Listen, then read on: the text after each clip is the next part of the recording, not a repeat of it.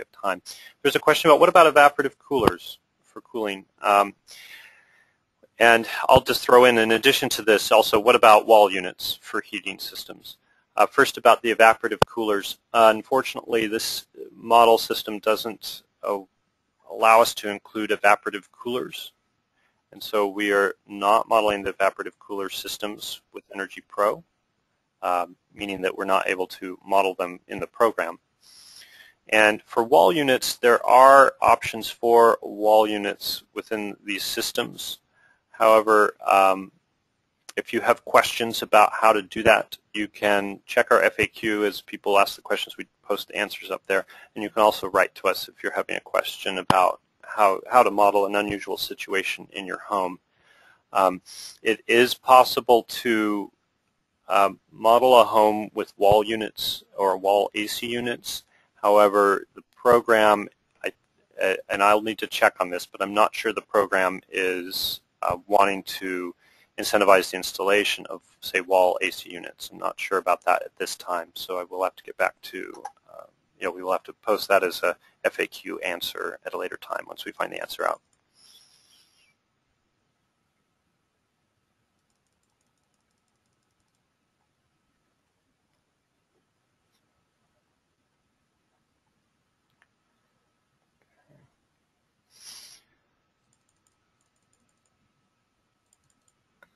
All right, let's see.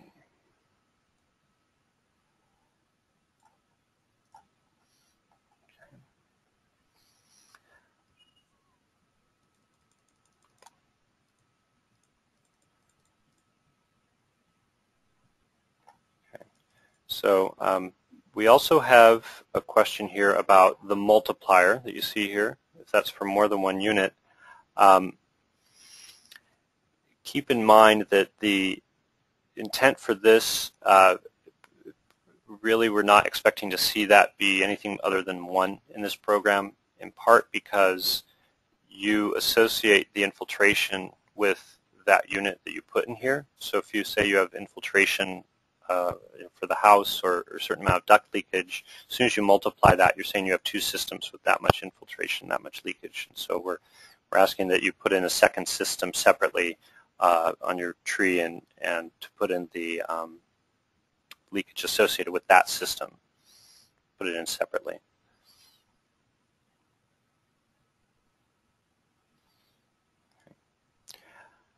I'm going to move on so we can get through the overview of the model, and then we can hit some more of your questions in the time that we have left.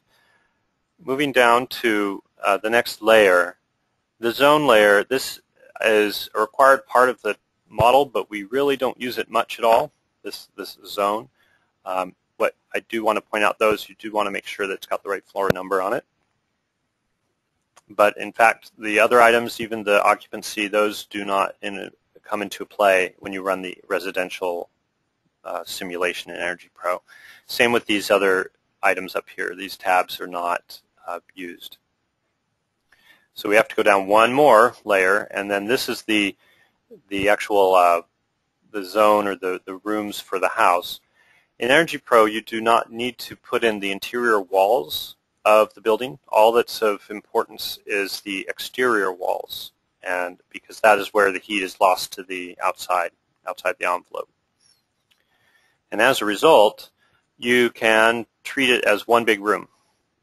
You can just make sure that within that one room you model the walls for the house, the floor and the roof, and then that's basically your system that you're modeling. Notice here you do the footprint, the floor area for that room, the height of the ceiling, or that can be an average, the year built. These we will ask everyone to just leave set, and move on to using these defaults that we've got here. The infiltration tab is not used, and there's even a note on it. So the next tab you need to use is the occupant tab. Make sure that you pay attention to how many kitchens and bedrooms you have in your zone. If you modeled the second floor separately by adding a zone, and you have a zone 2, so you could add a zone at this layer, you right-click, add a room, and it'll be like the second floor, and you would change this to the second floor. If you do that, make sure that you have the right number of kitchens and bedrooms on each floor. You could put the kitchen on the bottom floor and the bedrooms upstairs, or whatever is appropriate. These then over here, not used. So just general and occupant are the two that are used at this level.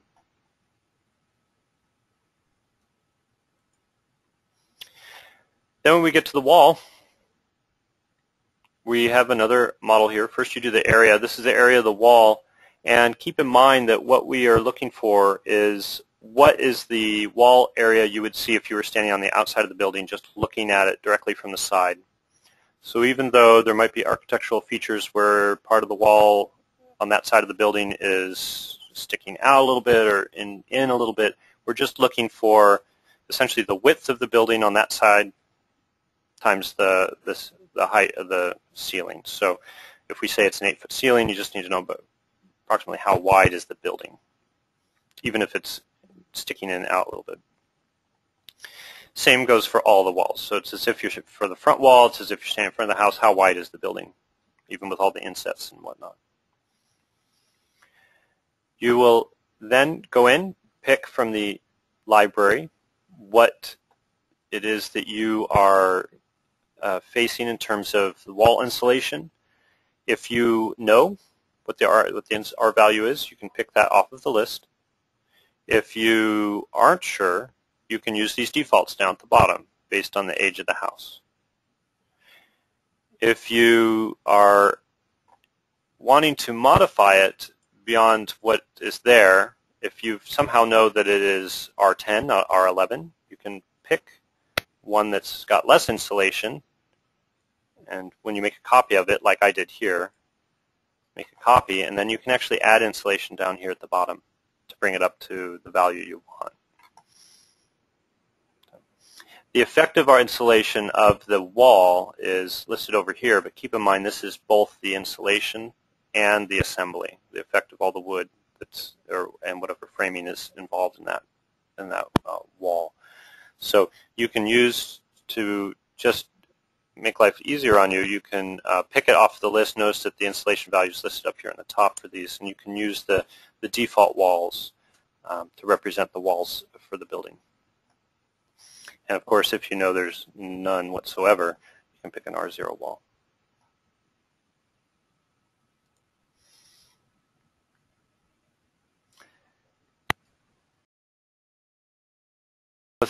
On each wall, you'll have some windows.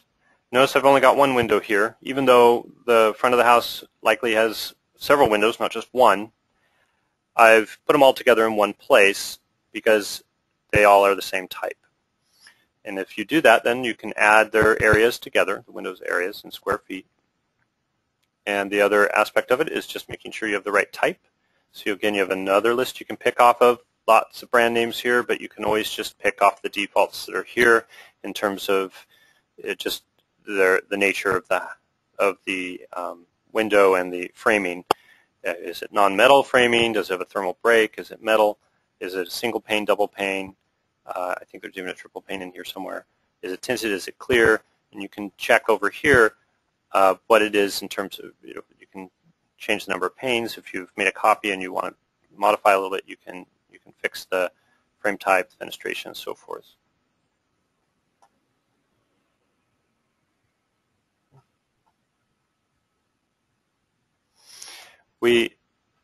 Typically, it's going to be a manufactured, not site-built window, so you can change this to manufactured so that it is consistent with that. And doors, you can do wood doors, but you can also do in here metal doors. If you are looking for a patio door, that's actually a window, so you can put that in treat it as a window here. So you can pick that off that list.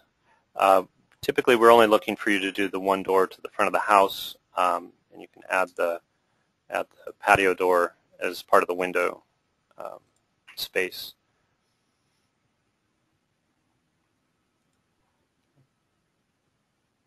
These are all done the same way. So let's jump down to the bottom of the house. So if you have a crawl space or a raised floor, you can pick that from this list. here. There's floors with crawl space, with no crawl space. You can pick with insulation or not. You can modify them. You can add insulation if it's not exactly the right value. And notice that a raised floor. This was added to the model as a raised floor. If you have a slab, you actually add it separately. You go up to the room and you would add one of these different types of surfaces. So you could actually have a slab on grade, or maybe you have some other items. This is everything you can add to the room. So it also has walls as other surfaces as well. Same with the walls. You can add a window or a door if you need to add some. And notice you also can add your roof. If you have two different types of roofs, you can add two different roofs to the same zone. So in other words, I could add a second roof. And then one, say, is cathedral, the other one is flat. And you can model them separately. This one I don't want. You can add a skylight if you have a skylight. If you don't want it, you can delete it. So notice here on the roof, you want to put in the area that it's covering. This is the cross-sectional area. So basically, what's the footprint above the house? And then you can pick your assemblies over here. There's attic and cathedral shapes, different installations already set in, plus a default based on the model year of the house. And if you want to modify something you already have, you can add in extra insulation to bring it up to the R value you're looking for.